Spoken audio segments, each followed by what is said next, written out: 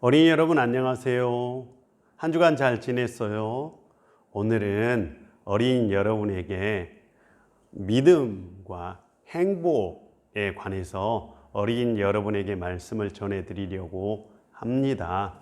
믿음은 우리에게 매우 중요합니다. 예수 믿는다 할 때 이 믿음은 정말 중요해요. 그런데 믿음은 보이지 않는 거잖아요. 그래서 성경에 이런 얘기가 있어요. 믿음은 보이지 않는 것들의 증거다. 또 예수님께서 도마라는 사람에게 이렇게 말씀하셨어요. 보고 믿는 것보다 보지 않고 믿는 믿음이 복되다. 이렇게 얘기했어요. 그러니까 우리는 어떤 기적이 일어나거나 또 우리가 열심히 기도했는데 기도가 응답되거나 그러면 믿잖아요. 그러면 믿을게요 라고 그러잖아요. 그런데 사실 기도가 응답되지 않았어요. 그리고 기적을 보지 못했어요. 그래도 믿는다면 어떻게 될까요? 진짜 좋은 믿음이죠. 그래서 히브리서를 보면은 이런 사람의 믿음은 세상이 감당하지 못한다. 이렇게 말씀하셨어요.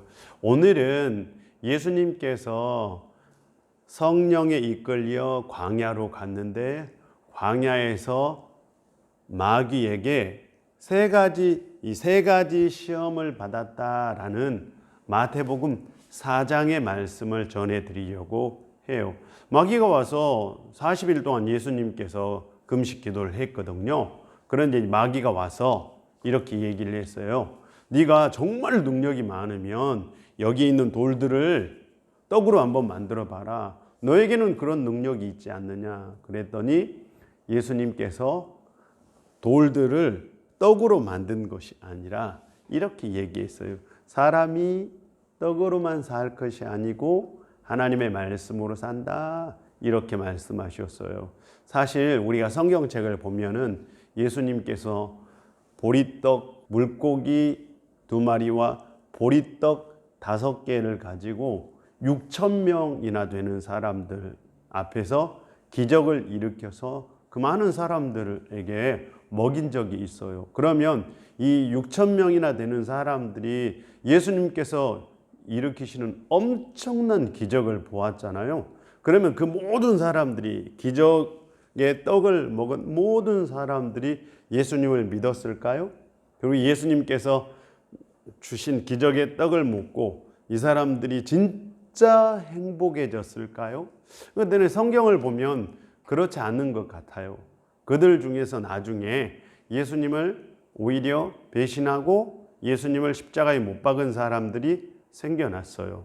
그러니까 그들 중에 정말 적은 사람들만 예수를 믿게 된 거죠. 그러니까 예수님께서 사단이 와서 돌을 떡으로 만들어 봐라 라고 네가 기적을 일으키면 많은 사람들이 너를 믿을 거야 이렇게 유혹을 한 거예요. 그런데 예수님께서 기적 때문에 나를 믿는다면 그것은 믿지 않는 것과 똑같다. 정말 중요한 것은 기적을 보지 않고 기적의 떡을 먹지 않고 하나님께서 주신 말씀을 먹고 믿는 믿음이 정말 좋은 믿음이라고 말씀하신 거죠. 사실 예수님께서는 하늘에서 내려온 생명의 떡이셨어요. 예수님 자체가. 그러니까 예수님께서 일으키신 기적 자체가 중요한 것이 아니라 우리는 예수님 자체가 우리에게는 예수님을 믿고 예수님을 따르는 것이 중요하다 이렇게 얘기하는 거죠. 두 번째 시험은 뭐였냐면 사단이 예수님을 성전으로 데리고 갔어요. 성전 높은 꼭대기에서 뛰어내리라 이렇게 얘기했어요. 예수님께서 그래서 사단이 이렇게 얘기한 거죠. 그러면 천사들이 너를 받아줄 거다. 시편 91편에 그런 얘기가 나와 있다라고 얘기를 한 거예요. 그러니까 예수님께 또 이 성전에서 엄청 큰 능력을 발휘해 봐라. 그러면 사람들이 너를 따를 것이다. 이렇게 얘기를 한 거예요. 오늘날 우리가 다니는 곳을 교회라 그러잖아요. 근데 교회는 우리가 하나님을 만나는 곳이잖아요. 그런데 교회에서 큰 능력을 경험했거나 어떤 엄청난 일들이 교회에서 일어났다.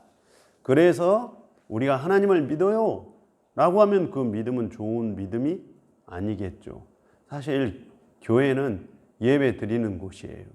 예배 드리는 것만으로 우리가 하나님을 만날 수 있는 거죠. 그러니까 교회에서 어떤 능력이 일어나거나 엄청난 사건이 일어나거나 예수님께서 막 성전 꼭대기 위에서 떨어지면서 천사들이 막 그런 천사들이 예수님을 받아주는 엄청난 사건이 교회 안에서 일어나야 그래야 우리가 하나님을 믿는 것이 아니라 우리가 교회 안에서 하나님께 예배하고 하나님께 기도하고 하나님을 찬송할 때 기적이 일어나지 않고 엄청난 능력이 일어나지 않아도 교회 자체는 이미 성소 자체는 우리가 하나님을 만나는 곳이랍니다.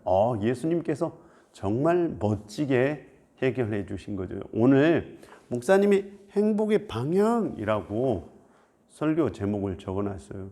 우리는 세상에 우리가 바라고 소망하는 것들이 있잖아요. 공부를 못해요. 공부 좀 잘했으면 좋겠다. 좀 건강하지 않아요. 건강했으면 좋겠다. 그래서 우리가 이런 엄청난 기적들이 우리에게 일어나면 우리는 행복할 텐데 라고 생각할 때가 참 많아요. 그러면 우리가 하나님을 믿을 거야 라고 생각할 때가 참 많아요. 그런데 행복의 방향은 기적에 있는 게 아니에요. 행복의 방향은 기적이나 능력에 있는 것이 아니라 우리가 기적을 보지 못해도 능력적인 사건이 일어나지 않아도 우리의 행복의 방향은 예수님이에요. 예수님께서 우리 안에 있다면 또 우리의 행복의 방향은 교회예요.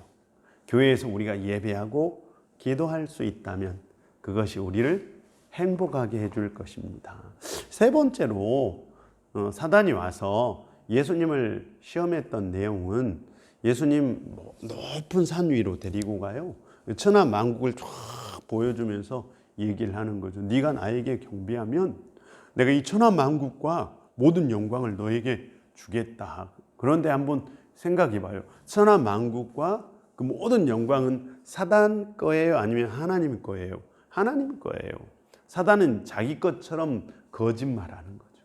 사실 예수님께서 이 세상 모든 만국과 그 모든 영광을 예수님이 언제 얻게 되냐면 십자가에서 죽으시고 부활하셨어요.